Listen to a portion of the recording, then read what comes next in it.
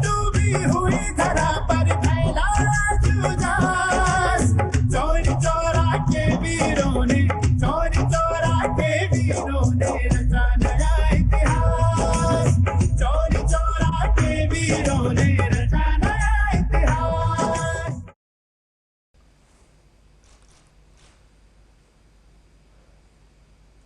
भगवान शिव अवतारी गोरक्षनाथ की धरती को प्रणाम करत बाटी। देवरहा बाबा के आशीर्वाद से ई जिला खूब आगे बढ़त बा। आज देवरहा बाबा की धरती पर हम चौरी चौरा के महान लोगन का स्वागत करत बाटी और आप सबै के नमन करन बाटी। उत्तर प्रदेश की गवर्नर श्रीमती आनंदीबेन पटेल जी, यशस्वी और लोकप्रिय मुख्यमंत्री योगी आदित्यनाथ जी, यूपी सरकार के मंत्रीगण, कार्यक्रम में उपस्थित सांसद, विधायक और मेरे प्यारे भाई और बहनों, चौरी चौरा की पवित्र भूमि पर देश के लिए बलिदान होने वाले, देश के स्वातंत्र संग्राम को एक नई दिशा देने वाले वीर शहीदों के चरणों में मैं प्रणाम करता हूं, आदरपूर्वक श्रद्धांजलि देता हूं। इस कार्यक्रम में अलग अलग जिलों में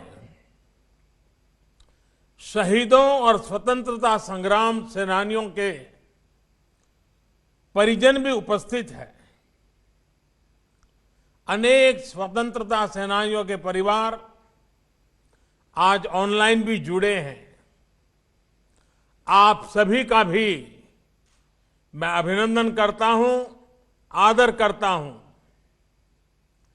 साथियों, 100 वर्ष पहले चौरी चौरा में जो हुआ वो सिर्फ एक आगजनी की घटना, एक थाने में आग लगा देने की घटना सिर्फ नहीं थी। चौरी चौरा का संदेश बहुत बड़ा था, बहुत व्यापक था। अनेक वजहों से पहले जब भी चौरी चौरा की बात हुई, उसे एक मामूली आगजनी के संदर्भ में ही देखा गया। लेकिन आगजनी किन परिस्थितियों में हुई, क्या वजह थी, ये भी उतनी ही महत्वपूर्ण है। आग थाने में नहीं लगी थी, आग जन जन के दिलों में प्रज्वलित हो चुकी थी।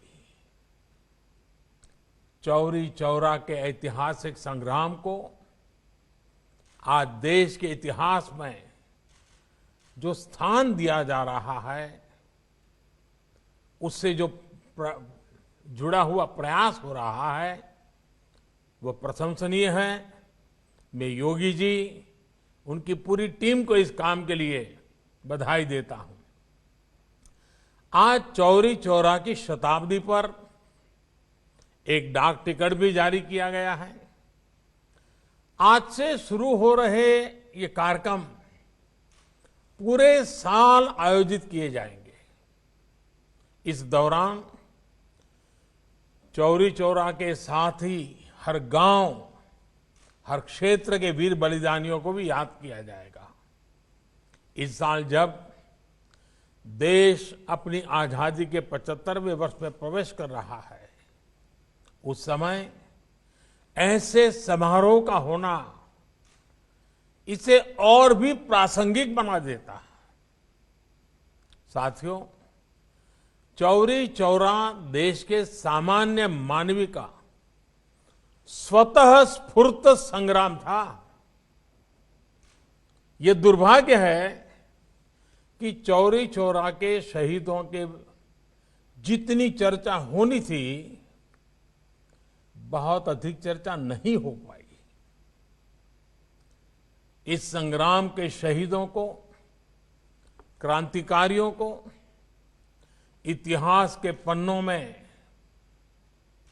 भले ही प्रमुखता से जगह न दी गई हो, लेकिन आजादी के लिए उनका खून देश की माटी में जरूर मिला हुआ है, जो हमें हमेशा प्रेरणा देता रहता है।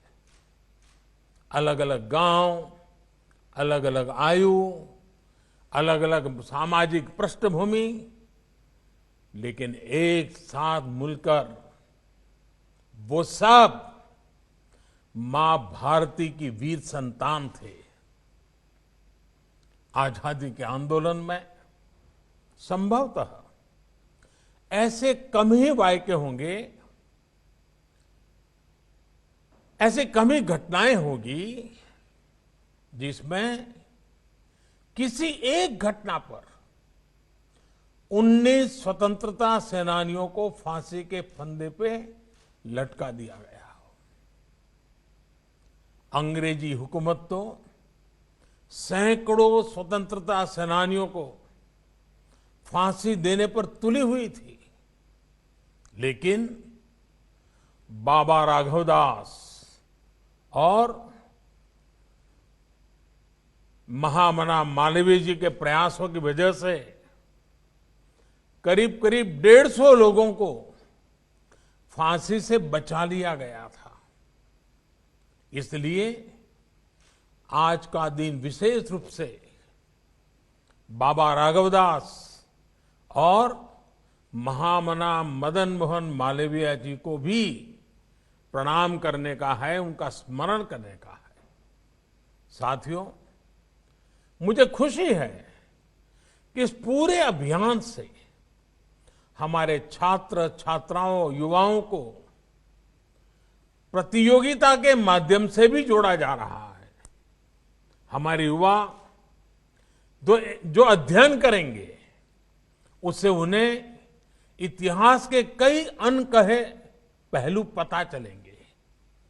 भारत सरकार के शिक्षा मंत्रालय ने भी आजादी के 75 साल पूरे होने पर युवा लेखकों को स्वतंत्रता सेनानियों पर किताब लिखने के लिए, घटनाओं पर किताब लिखने के लिए, शोध पत्र लिखने के लिए आमंत्रित किया है। चौरी चौरा संग्राम के कितने ही ऐसे वीर सेनानी हैं जिनके जीवन को आप देश के सामने ला सकते हैं। चौरी चौरा शताब्दी के इन कार्यक्रमों को लोकल कला, संस्कृति और आत्मनिर्भरता से जोड़ने का प्रयास किया गया है। ये प्रयास भी हमारे स्वतंत्रता सेनानियों के प्रति हमारी श्रद्धांजलि होगी।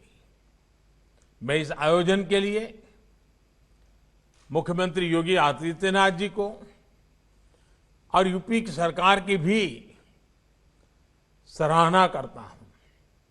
साथियों, सामूहिकता के जिस शक्ति ने गुलामी की बेड़ियों को तोड़ा था, वही शक्ति भारत को दुनिया की बड़ी ताकत भी बनाएगी। सामूहिकता की यही शक्ति आत्मनिर्भर भारत अभियान का मूलभूत आधार है। इस देश को 130 करोड़ देशवासियों के लिए भी आत्मनिर्भर बना रहे हैं और पूरे वैश्विक परिवार की भलाई के लिए भी। आप कल्पना करिए, इस कोरोना काल में जब भारत ने 150 से ज्यादा देशों के नागरिकों की मदद के लिए जरूरी दवाइयां भेजी, आज भारत ने दुनिया के अलग अलग देशों से अपने 50 लाख से अधिक नागरिकों को स्वदेश लाने का काम किया। जब भारत ने अनेकों देशों के हजारों नागरिकों को सुरक्षित उनके देश भेजा, जब आज भारत खुद कोरोना की वैक्सीन बना रहा है, दुनिया के बड़े बड़े देशों से भी तेज गति से टीकाकरण कर रहा है, जब भारत मानव जीवन की रक्षा को ध्यान में रखते हुए दुनिया भर को वैक्सीन पहुंचा रहा है, दे रहा है, तो हमारे स्वतंत्रता सेनानियों को जहां भी उनकी आत्मा होगी जरूर गर्व महसूस होता होगा। साथियों, इस अभियान को सफल बनाने के लिए अभूतपूर्व प्रयासों की भी जरूरत है। इन भगीरथ प्रयासों की एक झलक हमें इस बार के बजट में भी दिखाई देती है। कोरोना काल में देश के सामने जो चुनौतियां आई, उनके समाधान को ये बजट नई तेजी देने वाला है। साथियों, बजट के पहले कई दिग्गज ये कह रहे थे कि देश ने इतने बड़े संकट का सामना किया है, इसलिए सरकार को टैक्स बढ़ाना ही पड़ेगा, देश के आम नागरिक पर बोझ डालना ही होगा, नए नए कर जो लगाने ही पड़ेंगे। लेकिन इस बजट में देशवासियों पर कोई बोझ नहीं बढ़ाया गया, बल्कि देश को तेजी से आगे बढ़ाने के लिए सरकार ने ज्यादा से ज्यादा खर्च करने का फैसला लिया है। ये खर्च देश में चौड़ी सड़कें बनाने के लिए होगा, ये खर्च आपके गांव को शहरों से, बाजार से, मंडियों से जोड़ने के लिए होगा।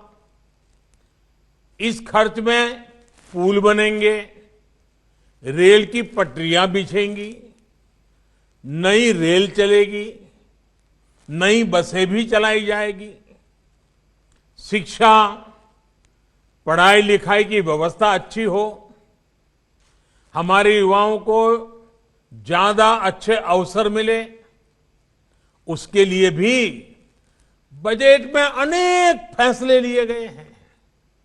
और साथियों, इन सब कामों के लिए काम करने वालों की भी तो जरूरत पड़ेगी। जब सरकार निर्माण पर ज्यादा खर्च करेगी तो देश के लाखों नौजवानों को रोजगार भी मिलेगा, आमदनी के नए रास्ते खुलेंगे। साथियों, दशकों से हमारे देश में बजट का मतलब बस इतना ही हो गया था कि किसके नाम पर क्या घोषणा कर दी गई। बजट को वोट बैंक के हिसाब किताब का वही खाता बना दिया गया था। आप सोचिए, आप भी अपने घर में आने वाले खर्चों का लेखा जोखा अपनी वर्तमान और भविष्य की जिम्मेदारियों के हिसाब से करते हैं। लेकिन पहले की सरकारों ने बजट को ऐसी घोषणाओं का माध्यम बना दिया था जो पूरी ही नहीं कर पाते थे। अब देश ने वो सोच बदल दी है, अप्रोच बदल दी है। साथियों, कोरोना काल में भारत ने जिस तरह से इस महामारी से लड़ाई लड़ी है, आज उसकी तारीफ पूरी दुनिया में हो रही है। हमारे टीकाकरण अभियान से भी दुनिया के कई देश सीख रहे हैं। अब देश का प्रयास है कि हर गांव कस्बे में भी इलाज की ऐसी व्यवस्था हो कि हर छोटी मोटी बीमारी के लिए शहर की तरफ भागना न पड़े। इतना ही नहीं, शहरों में भी अस्पतालों में इलाज कराने में तकलीफ न हो, इसके लिए भी बड़े फैसले लिए गए हैं। अभी तक आपको अगर कोई बड़ा टेस्ट या चेकअप कराना होता है तो आपको अपने गांव से निकल करके गोरखपुर जाना पड़ता है, या फिर कई बार आप लखनऊ या बनारस तक चले जाते हैं। आपको इन दिक्कतों से बचाने के लिए अब सभी जिलों में आधुनिक टेस्टिंग लैब बनाई जाएगी। जिले में ही चेकअप की व्यवस्था होगी और इसलिए देश ने बजट में स्वास्थ्य के क्षेत्र में भी पहले से काफी ज्यादा खर्च की व्यवस्था की है। साथियों, हमारे देश की प्रगति का सबसे बड़ा आधार हमारा किसान भी रहा है। चौरी चौरा के संग्राम में तो किसानों की बहुत बड़ी भूमिका थी। किसान आगे बढ़ेंगे, आत्मनिर्भर बने, इसके लिए पिछले 6 सालों में किसानों के लिए लगातार प्रयास किए गए हैं। इसका परिणाम देश ने कोरोना काल में देखा भी है। महामारी की चुनौतियों के बीच भी हमारा कृषि क्षेत्र मजबूती से आगे बढ़ा और किसानों ने रिकॉर्ड उत्पादन करके दिखाया। हमारा किसान अगर और सशक्त होगा तो कृषि क्षेत्र में ये प्रगति और तेज होगी।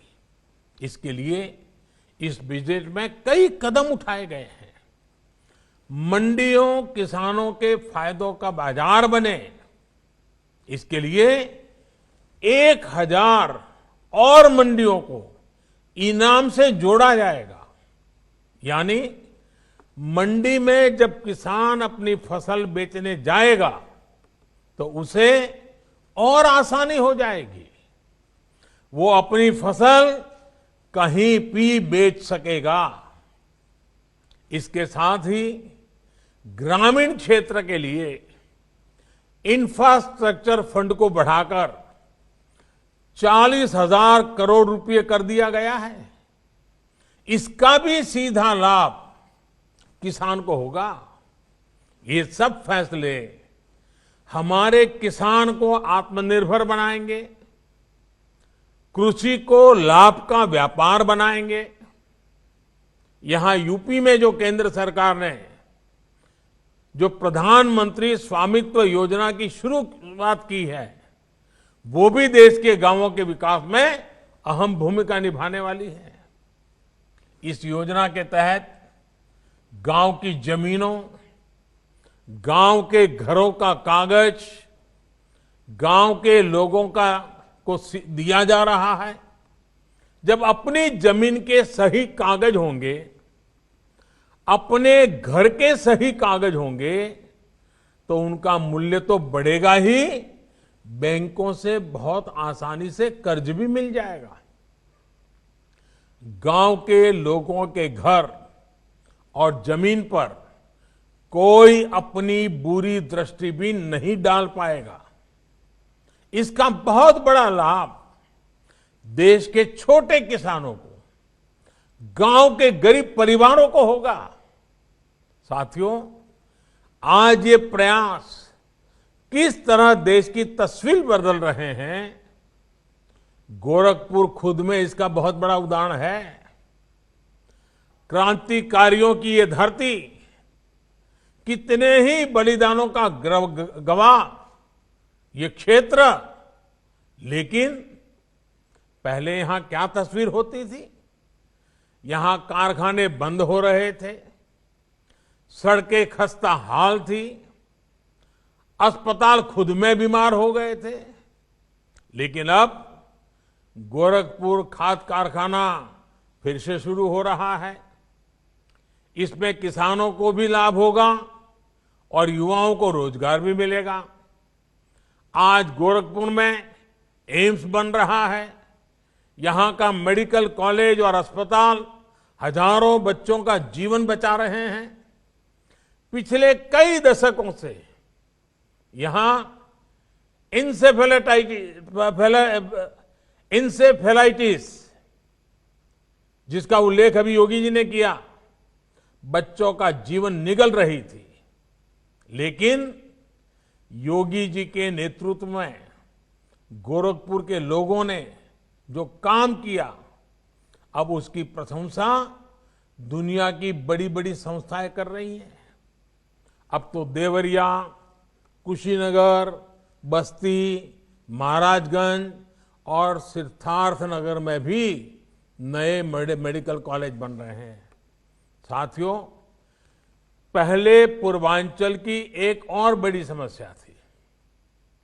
आपको याद होगा, पहले अगर किसी को 50 किलोमीटर भी जाना होता था तो भी 3-4 घंटे पहले निकालना पड़ता था। लेकिन आज यहां 4 लेन और 6 लेन सड़कें बन रही है। इतना ही नहीं, गोरखपुर से 8 शहरों के लिए फ्लाइट की भी सुविधा बनाई गई है। कुशीनगर में बन रहा इंटरनेशनल एयरपोर्ट यहां टूरिज्म सेक्टर को भी आगे बढ़ाएगा। साथियों, ये विकास, आत्मनिर्भरता के लिए ये बदलाव आज हर स्वतंत्रता सेनानी को देश की श्रद्धांजलि है। आज जब हम चौरी चौरा शताब्दी वर्ष मना रहे हैं तो हमें इस बदलाव को सामूहिक भागीदारी से आगे बढ़ाने का संकल्प लेना है। हमें ये भी संकल्प लेना है कि देश की एकता हमारे लिए सबसे पहले है। देश का सम्मान हमारे लिए सबसे बड़ा है। इसी भावना के साथ हमें हर एक देशवासी को साथ लेकर आगे बढ़ना है। मुझे विश्वास है, जो यात्रा हमने शुरू की है उसे हम एक नए भारत के निर्माण के साथ पूरा करेंगे। मैं फिर एक बार शहीदों की इस शताब्दी के बेला पर पूरे साल भर एक बात न भूलें कि वे देश के लिए शहीद हुए थे। वे शहीद हुए, उसके कारण आज हम स्वतंत्र हुए। वे देश के लिए मर सके, अपने आप को मार सके, अपने सपनों को आहूत कर सके। कम से कम हम, मरने की नौबत तो नहीं है, लेकिन देश के लिए जीने का संकल्प जरूर लें। उन्हें सौभाग्य मिला देश के लिए मरने का, हमें सौभाग्य मिला देश के लिए जीने का। ये पूरा शताब्दी वर्ष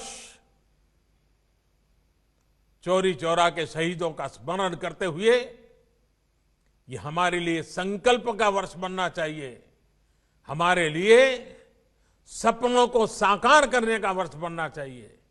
हमारे लिए जी जान से लिए जन जन की भलाई के लिए जुट जाने का बनना चाहिए। तभी ये शहादत का 100 साल हमें नई ऊंचाइयों पर ले जाने का एक अपने आप में अवसर बन जाएगा और उनकी शहादत हमारी प्रेरणा का कारण बनेगी। इसी एक भावना के साथ मैं फिर एक बार आप सबका बहुत बहुत धन्यवाद करता हूं। धरा पर फैला जुझार।